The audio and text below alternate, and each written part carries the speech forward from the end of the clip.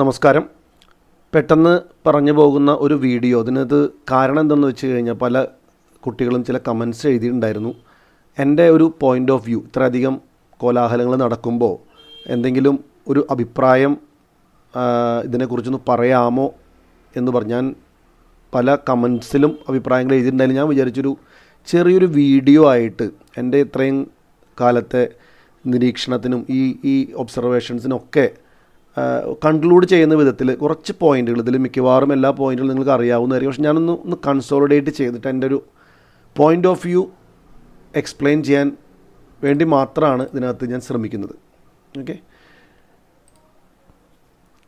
ഞാനിത് കുറച്ച് ഭാഗങ്ങളായിട്ടാണ് ഈ വീഡിയോ ചെയ്തിരിക്കുന്നത്. ഒന്ന്, ഗവൺമെൻറ്റിൻ്റെ ഭാഗത്ത് അല്ലെങ്കിൽ ഹയർ എഡ്യൂക്കേഷൻ ഡിപ്പാർട്ട്മെൻറ്റിൻ്റെ ഭാഗത്ത് വന്ന വീഴ്ചകളെക്കുറിച്ച്, പിന്നെ ഇന്നത്തെ ലീഡിങ് ഇൻസ്റ്റിറ്റ്യൂട്ട്സ് അവരുടെ റോളുകൾ, അതുപോലെ തന്നെ യൂട്യൂബേഴ്സ്, അതുപോലെ എഡ്യൂക്കേഷൻ ചാനൽസ്, അതുപോലെ തന്നെ നമ്മുടെ മെയിൻ സ്ട്രീം മീഡിയ, അതുപോലെ തന്നെ നമ്മുടെ കുട്ടികളും രക്ഷിതാക്കളും, പിന്നെ നമ്മുടെ നീതിന്യായ കോടതി. ഇതിനെയെല്ലാം ഉൾക്കൊള്ളിച്ചുകൊണ്ട് കുറച്ച് കാര്യങ്ങൾ ഞാൻ സെപ്പറേറ്റ് ആയിട്ട് പറയാനായിട്ട് ഉദ്ദേശിക്കുന്നതാണ്. നമ്മൾ എത്രയൊക്കെ ഡിബേറ്റിന് പോയാലും, നമ്മൾ എവിടെയൊക്കെ തിരിഞ്ഞു നോക്കിയാലും ഇതൊരു വൺ സൈഡഡ് സംഭവമാണ്. വൺ സൈഡ് എന്ന് ഉദ്ദേശിക്കുന്നത് തീർച്ചയായിട്ടും ഹയർ എഡ്യൂക്കേഷൻ ഡിപ്പാർട്ട്മെൻറ്റിൻ്റെ ഭാഗത്തു നിന്നും വലിയൊരു വീഴ്ച വന്നിട്ടുണ്ട് എന്ന രീതിയിലാണ് എല്ലായിടത്തും.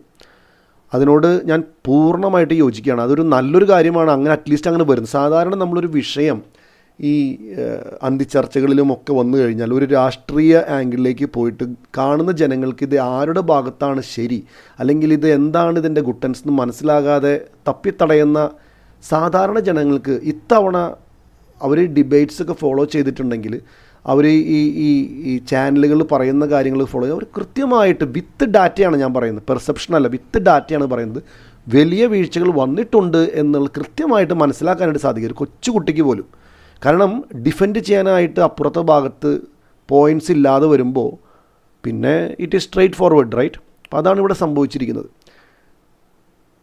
അതായത് did not take action on timely manner എന്ന് പറയുന്നത് ഒരാൾക്ക് പോലും അതിനെ എതിരെ പറയാൻ പറ്റില്ല. കാരണം ഈ സ്റ്റാൻഡർഡൈസേഷൻ ഫോർമുല കൊണ്ട് നിലനിന്നിരുന്ന പ്രശ്നങ്ങൾ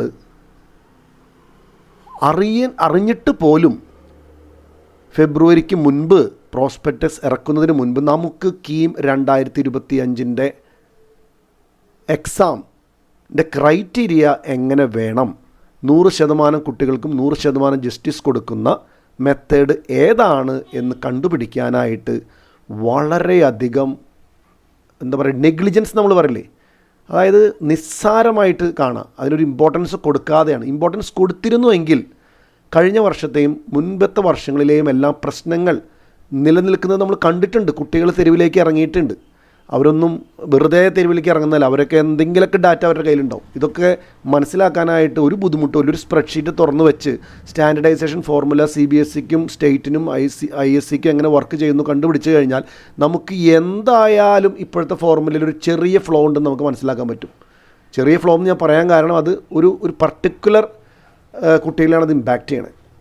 മനസ്സിലായോ? അത് ആ വർഷത്തെ എഴുതുന്ന കുട്ടികൾ, റിപ്പീറ്റേഴ്സിൻ്റെ കാര്യം വേണ്ടി പറയണ്ട, അവർ വലിയ പ്രശ്നത്തിലാണിപ്പോൾ. ഞാൻ പറഞ്ഞു വരുന്നത്, ഒരു സംഭവം പ്രശ്നമുണ്ടെന്ന് അറിയുമ്പോൾ അത് സോൾവ് ചെയ്യണം, അത് പരിഹരിക്കണം. ചെയ്തില്ല. ഒന്നാമത്തെ പോയിൻ്റ് അതാണ്. ഇതിനകത്ത് ഒന്നും തർക്കിക്കാനൊന്നുമില്ല, വളരെ ക്ലിയറാണ്. രണ്ടാമത്തെ പോയിൻ്റ്, നമ്മൾ തെറ്റായിട്ടുള്ള കാര്യങ്ങൾ തെറ്റായ സമയത്തെടുത്തിട്ട് തെറ്റായ ഇൻഫർമേഷൻ പാസ് ചെയ്യുക ഒരിക്കലും പാടില്ലാത്ത കാര്യമാണ്. നമ്മൾ ഇവരെയൊക്കെയാണ് ഡിപ്പെൻഡ് ചെയ്യണം നമ്മുടെ എഡ്യൂക്കേഷൻ സിസ്റ്റത്തിനെ ഡ്രൈവ് ചെയ്യാനായിട്ടും ട്രാൻസ്ഫോം ചെയ്യാനായിട്ടും ക്വാളിറ്റി, അതിൻ്റെ സ്റ്റാൻഡേർഡ് കൂട്ടാനായിട്ടും. പരീക്ഷകൾ എഴുതി കഴിഞ്ഞിട്ട് കാര്യങ്ങൾ മാറ്റി മറിക്കുക, അത് കഴിഞ്ഞിട്ട് അതിന് ഉപയോഗിക്കുന്ന മെത്തേഡ് റോങ് ആയിട്ട് സെലക്ട് ചെയ്യുക. ഞാൻ റോങ് ആയിട്ട് സെലക്ട് ചെയ്യാമെന്ന് വീണ്ടും ഞാൻ പറയുന്നു, അതൊരു കൃത്യമായിട്ട് ഒരു മാത്തമാറ്റിക്സ് സ്റ്റാറ്റിസ്റ്റിക്സ് പഠിക്കുന്ന ഒരു കുട്ടിക്ക് നോക്കിയാൽ അറിയാൻ പറ്റും. അതിലൊന്നും വേറെ ഒരാളുടെ ട്യൂഷനോ ഒന്നും വേണ്ട. ആ ഡാറ്റ നിങ്ങൾ ഒരു സ്പ്രെഡ്ഷീറ്റിൽ ഇട്ട് നോക്കി നിങ്ങൾക്ക് അറിയാൻ പറ്റും പ്രശ്നമുണ്ട്. ഇനി ഇത് കഴിഞ്ഞിട്ട് റോങ് ഇൻഫർമേഷനാണ് പറയുന്നത്. അതായത് ഞങ്ങൾ ഇന്ന റിപ്പോർട്ടിൽ നിന്നാണ് ഇത് നോക്കിയത്, പക്ഷേ റിപ്പോർട്ട് വെളിച്ചത്ത് വന്നപ്പോൾ അതല്ല. അപ്പോൾ wrong information, wrong measures, wrong point in time, കൃത്യമായിട്ടുള്ളൊരു കാര്യമാണത്. ഇനി എനിക്ക് ഏറ്റവും സങ്കടം തോന്നുന്നത് പോയിൻ്റ് നമ്പർ 3. അതായത് ഞാൻ ഒരു രാഷ്ട്രീയ പാർട്ടിയുടെ വക്താവല്ല. നമ്മൾ ടി വിയിലും പേപ്പറിലൊക്കെ ന്യൂസുകൾ വായിച്ചിട്ടാണ്. അപ്പോൾ ഞാൻ ചില സമയത്ത് നമ്മൾ ഇടത് ചെയ്യുന്നു, ചില സമയത്ത് വലത് ചെയ്യുന്നു, ചില സമയത്ത് ഇവർ അപ്പോൾ കുറേ ആൾക്കാർ ഇത് ഇൻവോൾവ് ആകുമ്പോൾ നമുക്ക് തീർച്ചയായിട്ടും രാഷ്ട്രീയ അതിൻ്റേതായ രീതികളിലൊക്കെ ആൾക്കാർ നോക്കി കാണും.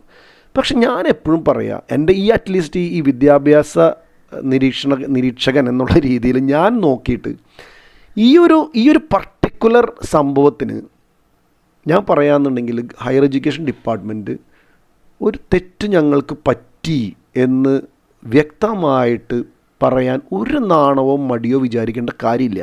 കാരണം തെറ്റ് തന്നെയാണ് സംഭവിച്ചിരിക്കുന്നത്. അത് വളച്ചൊടിക്കാനോ തെറ്റ് പറ്റിയെന്ന് പറഞ്ഞാൽ എന്താണ് കുഴപ്പം? അത് മറ്റുള്ളവർ സ്കോർ ചെയ്യും, അപ്പോഴാണ് അത് രാഷ്ട്രീയമായി മാറുന്നത്. സ്കോർ ചെയ്തോട്ടെ, നമുക്ക് ഒരു ഞാൻ ഇന്നൊരു കാര്യം ചെയ്തു, അത് തെറ്റായി പോയി.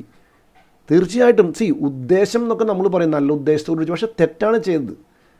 അതായത് നമ്മൾ ഫെബ്രുവരിക്ക് മുൻപ് മടി പിടിച്ചിരുന്നിട്ട് എല്ലാം കഴിഞ്ഞിട്ട് കുട്ടികൾക്ക് റോങ് ആയിട്ടുള്ള ഒരു പാനിക് സിറ്റുവേഷൻ പരത്തുക എന്നുള്ള തെറ്റ് തന്നെയാണ്. അപ്പോൾ അതാണ് ഞാൻ പറഞ്ഞ 3ാമത്തെ പോയിൻറ്റ്.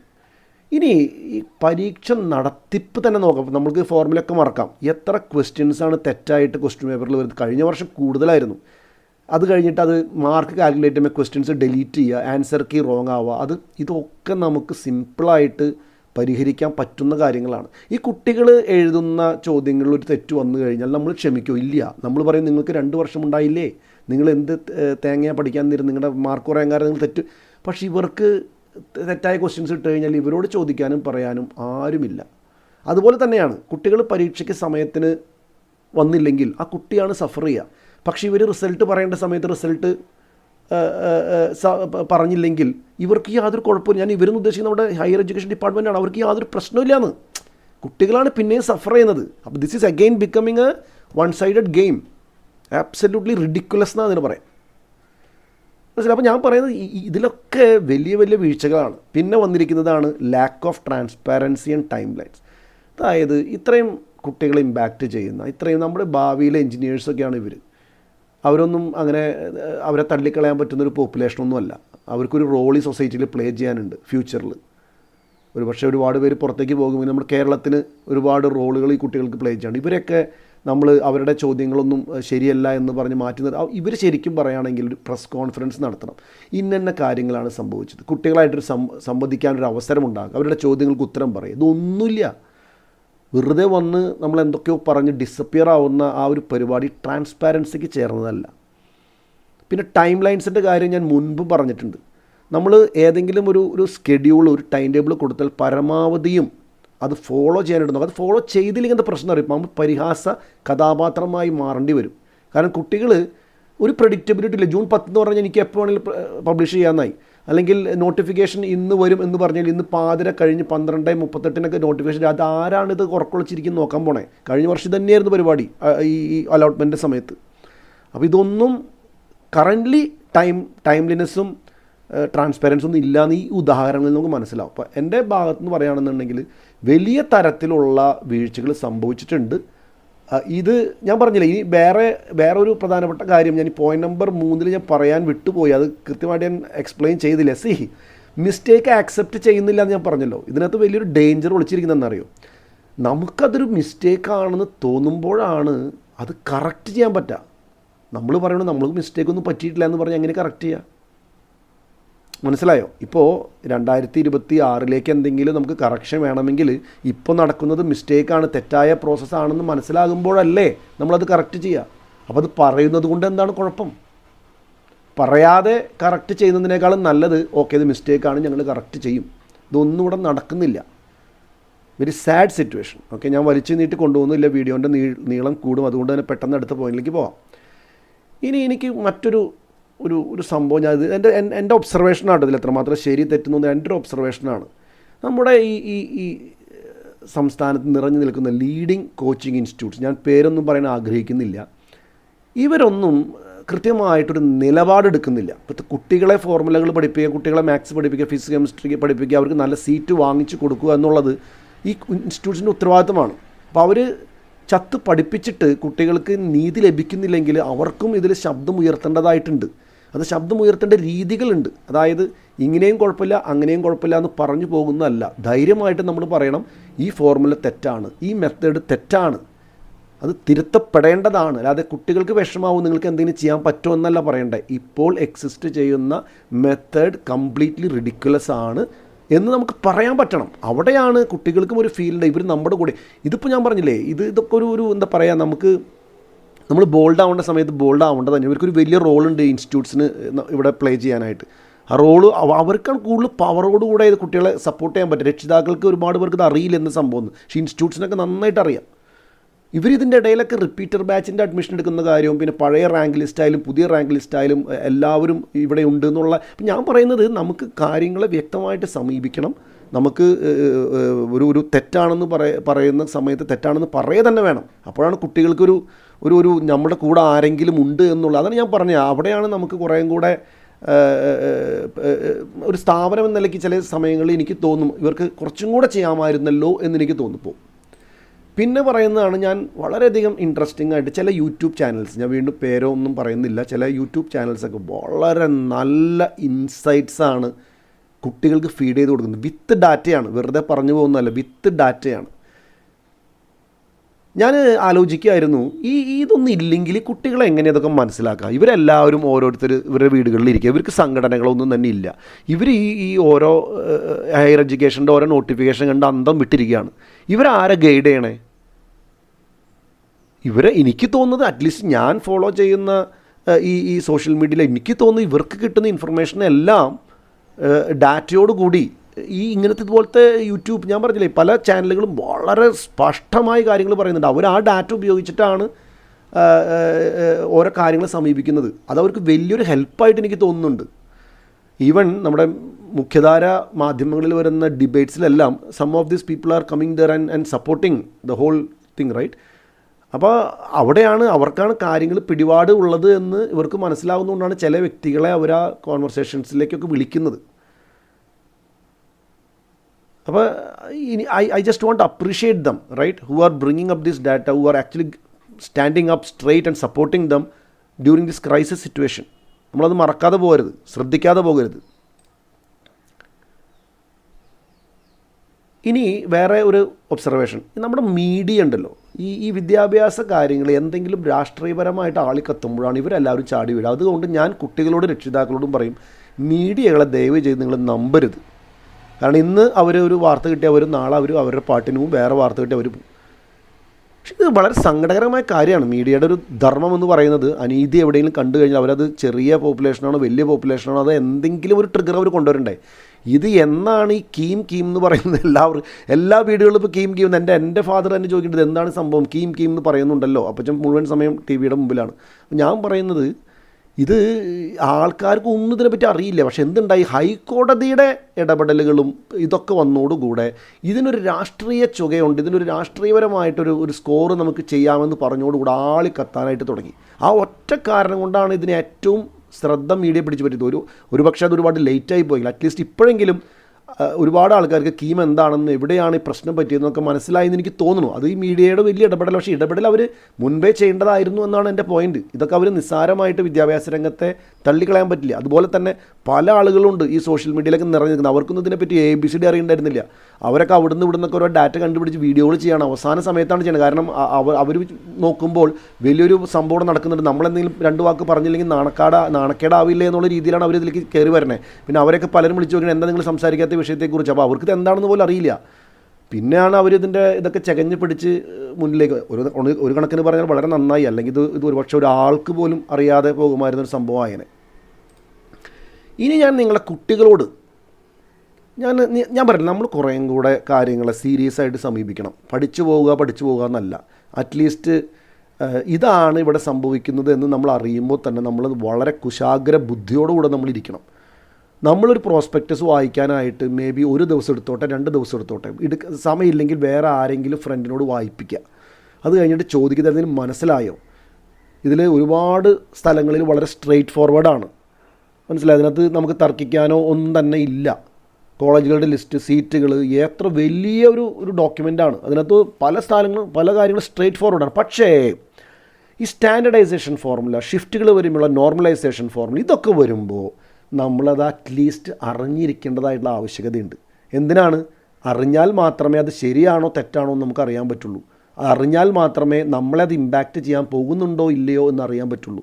എന്നാൽ മാത്രമേ നിങ്ങൾക്ക് ആ പ്രോസ്പെക്ടസിന് എതിരെ പോകാനായിട്ട് അവസരം കിട്ടുള്ളൂ. അല്ലെങ്കിൽ നിങ്ങൾ ചുമ്മാ ഐ ആക്സെപ്റ്റ് എന്ന് പറഞ്ഞ് സബ്മിറ്റ് ചെയ്യും ആപ്ലിക്കേഷൻ. നിങ്ങൾ ആപ്ലിക്കേഷൻസൊക്കെ സബ്മിറ്റ് ചെയ്തപ്പോൾ പ്രോസ്പെക്ടസ് എല്ലാം ഓക്കെ ആണെന്ന് പറഞ്ഞിട്ടാണ് നിങ്ങൾ സബ്മിറ്റ് ചെയ്തത്. അതാണ് വലിയ ഒരു വിപത്ത് ഞാൻ നോക്കിയിട്ട് കാണുന്നത്.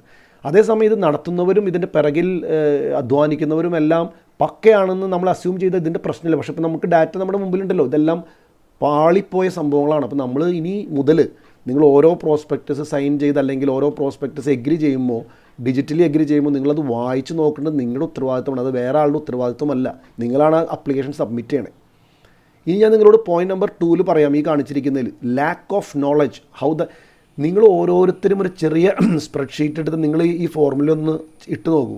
ഞാൻ പറയാം, സ്റ്റാൻഡർഡൈസേഷൻ ഫോർമുല ഇപ്പോൾ നിലനിൽക്കുന്നത്, അതായത് പ്രോസ്പെക്ടസ് ഫെബ്രുവരി ഉണ്ടായിരുന്ന സ്റ്റാൻഡർഡൈസേഷൻ ഫോർമുല 2011 ഉള്ളത് ഒരു സ്റ്റേറ്റ് സിലബസിൽ പഠിക്കുന്ന 300-ൽ 300 അല്ലെങ്കിൽ 360-ൽ 360 കിട്ടുന്ന 1% ആ എല്ലാവർക്കുമല്ല, അതിലൊരു ടോപ്പ് ക്രീമായിട്ട് വരുന്ന കുട്ടികൾക്ക് വലിയ അനീതിയാണ് ഈ ഫോർമുല ഇപ്പോൾ നൽകുന്നത്. അത് അറിയുന്ന കാര്യമാണ്.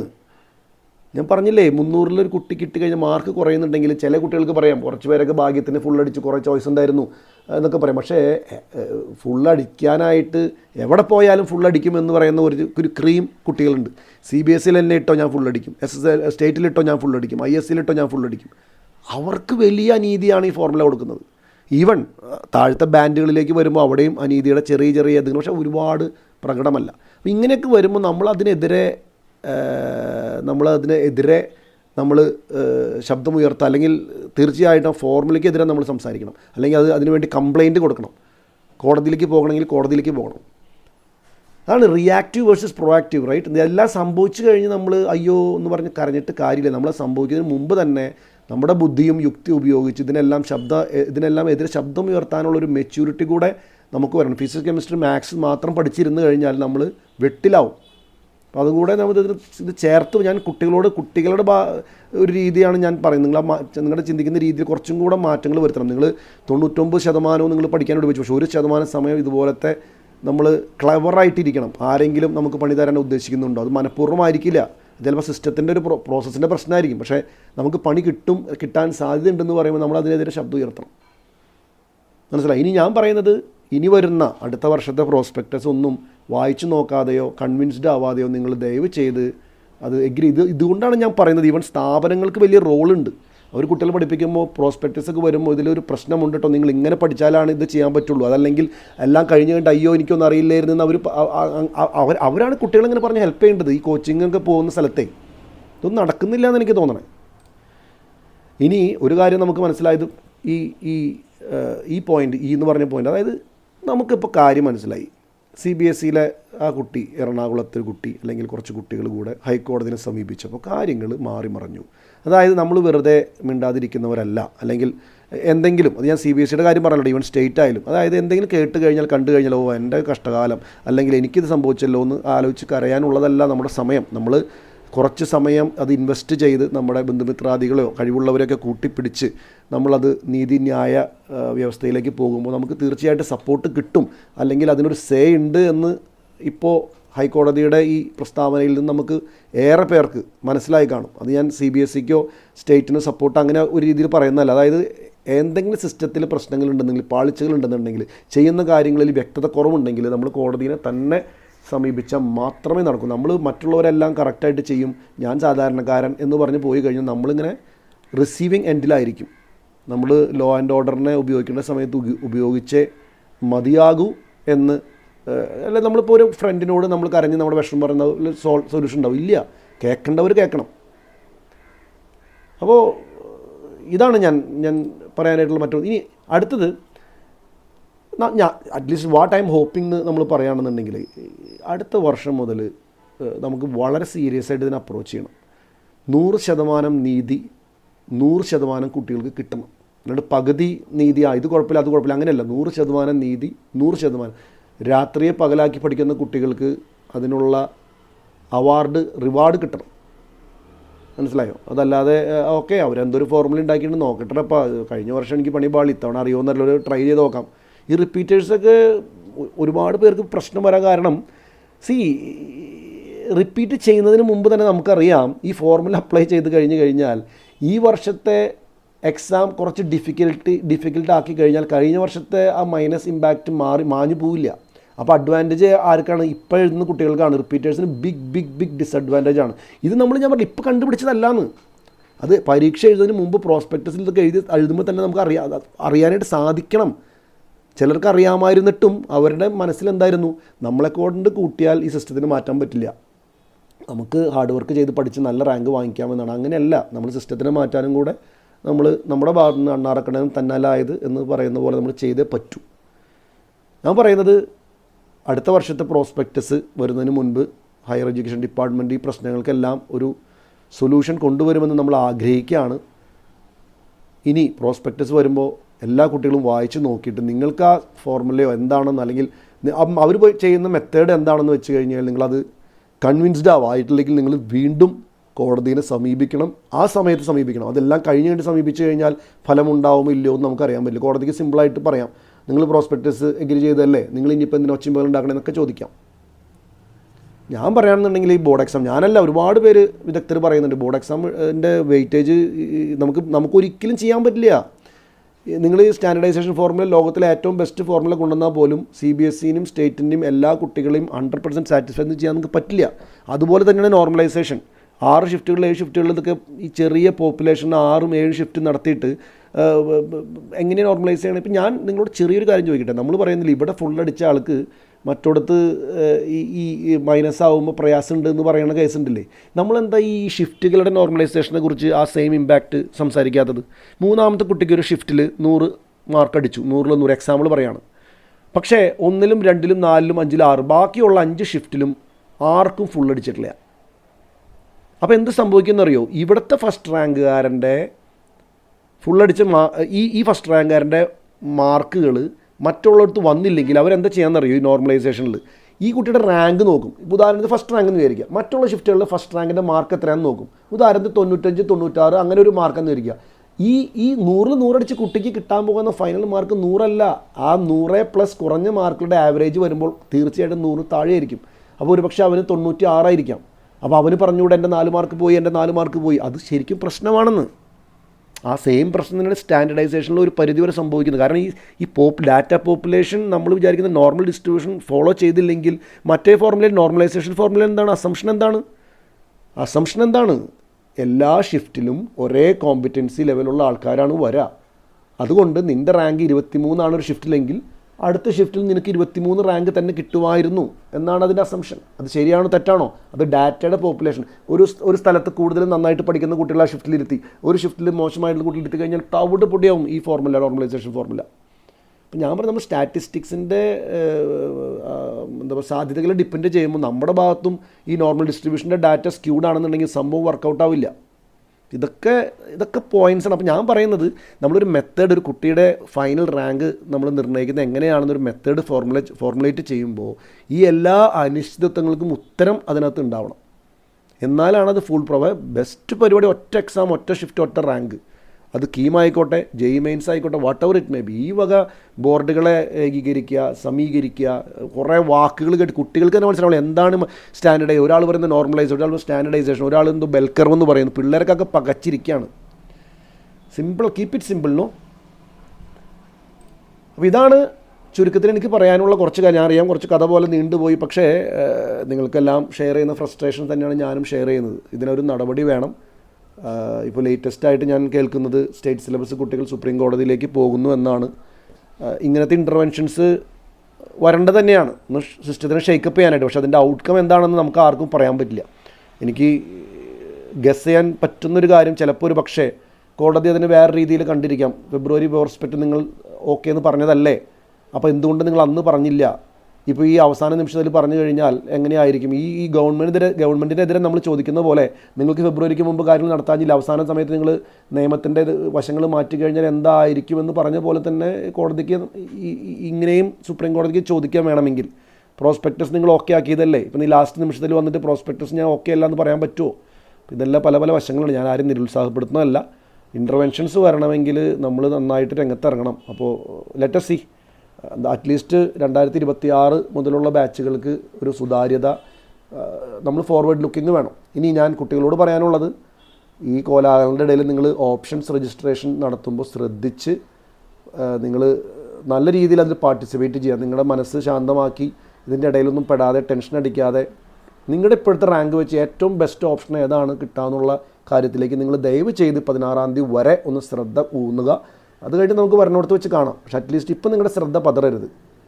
മനസ്സിലായോ? സ്റ്റേറ്റ് സിലബസിൽ പഠിക്കുന്ന കുട്ടികൾ സുപ്രീം കോടതിയിലേക്ക് പോകുമ്പോൾ തീർച്ചയായിട്ടും അവർക്കും ഈ ഓപ്ഷൻ രജിസ്ട്രേഷൻ ഒരിക്കലും ഇഗ്നോർ ചെയ്യാൻ പറ്റില്ല. അവരും തീർച്ചയായിട്ടും അത് നന്നായിട്ട് സമയം സ്പെൻഡ് ചെയ്തത് എടുത്ത് സബ്മിറ്റ് ചെയ്യണം, മറക്കരുത്. എന്നിട്ട് നമുക്ക് വരുന്ന വഴി എന്താണെന്ന് നമുക്ക് നോക്കാം. Thank you so much.